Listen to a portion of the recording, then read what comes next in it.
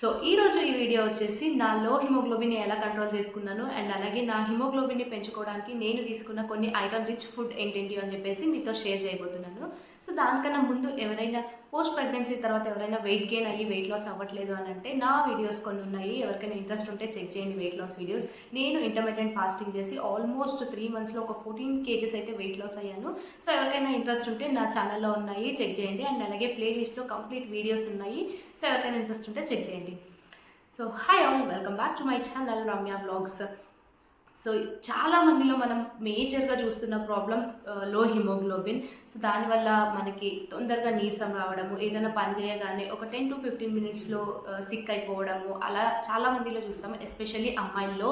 దానికి main reason monthly periods. దానిలో కొంతమందికి హెవీ బ్లీడింగ్ అయిపోవడం వల్ల బ్లడ్ లాస్ అవుతుంది చాలా. సో దానివల్ల కూడా లో హిమోగ్లోబిన్ ఉండడానికి ఛాన్సెస్ ఉన్నాయి. ఇది ఒక్కటే రీజన్ కాదు, చాలా అదర్ రీజన్స్ కూడా ఉన్నాయి. మనం ఐరన్ రిచ్ ఫుడ్ తీసుకోకపోవడం వల్ల, ఆర్ మనం తీసుకుంటున్నా కూడా మన బాడీ అబ్జర్వ్ చేసుకోదు కొంతమందికి. సో ఇలాంటి సిచ్యువేషన్స్లో కూడా మనకి లో హిమోగ్లోబిన్ అనేది ఉంటుంది. సో దీన్ని ఎలా కంట్రోల్ చేసుకోవాలి, ఏ ఫుడ్ తీసుకోవాలి అండ్ ఎలా తీసుకుంటే మనకి ఐరన్ హిమోగ్లోబిన్ పెరుగుతుందో అని చెప్పేసి వీడియోలో చెప్తాను. సో ఎక్కడ స్కిప్ చేయకుండా చూసేయండి. ఐరన్ రిచ్ ఫుడ్ చూసుకుంటే మనకి ఆకుకూరలో ఎక్కువ ఐరన్ కంటెంట్ ఉంటుంది. ఎస్పెషల్లీ తోటకూర, పుదీనా, పాలకూర, మెంతికూర వీటిల్లో ఎక్కువగానే ఉంటుంది.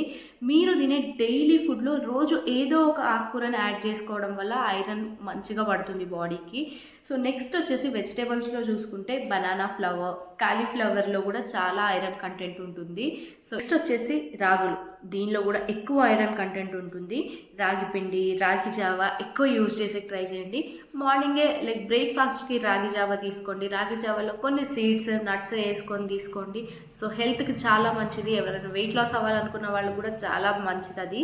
రాగి జావ తాగలేము అనుకున్న వాళ్ళు రాగి ముద్ద చేసుకోండి, లేకపోతే మన రాగి రొట్టె చేసుకోవచ్చు, చాలా టేస్టీగా ఉంటుంది రాగి రొట్టె కూడా. నెక్స్ట్ వచ్చేసి నువ్వుల్లో కూడా ఎక్కువ ఐరన్ కంటెంట్ ఉంటుంది. సో మీరు ఎవరైనా అది తినేకి అవ్వదు అనుకున్న వాళ్ళు, మనం ఎప్పుడైనా సాలడ్స్ తింటుంటాం కదా డైలీ, సో దానిపైన టాపింగ్స్ లాగా వేసుకోండి. అండ్ అలాగే చపాతీ పైన రొట్టె చేసుకునేటప్పుడు కూడా దానిపైన వేసుకొని చపాతీ రొట్టె కాల్చుకొని తినండి. సో చాలా టేస్టీగా ఉంటుంది. నెక్స్ట్ వచ్చేసి బెల్లం కూడా చాలా మంచిది హెల్త్కి. అండ్ మీరు ఎవరైనా షుగర్స్ తీసుకుంటున్నారు ఆడవాళ్ళు అని అంటే, షుగర్స్ బదులు దాన్ని రీప్లేస్ చేసి బెల్లం తీసుకోండి. సో బెల్లం కూడా చాలా మంచిది. సో టీలో కానీ కాఫీలో కానీ మీరు లైక్ షుగర్స్ వాడుతుంటే అయినంత వరకు షుగర్స్ కట్ చేసి ఈ బెల్లం తీసుకోండి. దట్టు తాటి బెల్లం ఉంటుంది కదా, అది తీసుకోండి, చాలా మంచిది. వెయిట్ లాస్కి కూడా చాలా మంచిది, చాలా హెల్ప్ అవుతుంది. అలాగే బీట్రూట్, ఖర్జూర, దానిమ్మ, డ్రై గ్రేప్స్ ఇవి కూడా ఐరన్ కంటెంట్ ఎక్కువగానే ఉంటాయి. సో ఇవన్నీ వచ్చేసి వెజిటేరియన్. ఇప్పుడు నాన్ వెజ్లో ఏవేవి తీసుకోవాలో అని చెప్పేస్తాను. చికెన్ లివర్, మటన్ లివర్, మీట్లో కూడా ఎక్కువ ఐరన్ కంటెంట్ ఉంటుంది. ఇంకొకటి, మనం ఐరన్ ఫుడ్ తీసుకునేటప్పుడు make sure to add vitamin C అనేది ఖచ్చితంగా తీసుకోండి. ఎందుకంటే మనకి విటమిన్ సి యాడ్ చేసినప్పుడు మనకి ఐరన్ అనేది మంచిగా అబ్జర్వ్ అవుతుంది.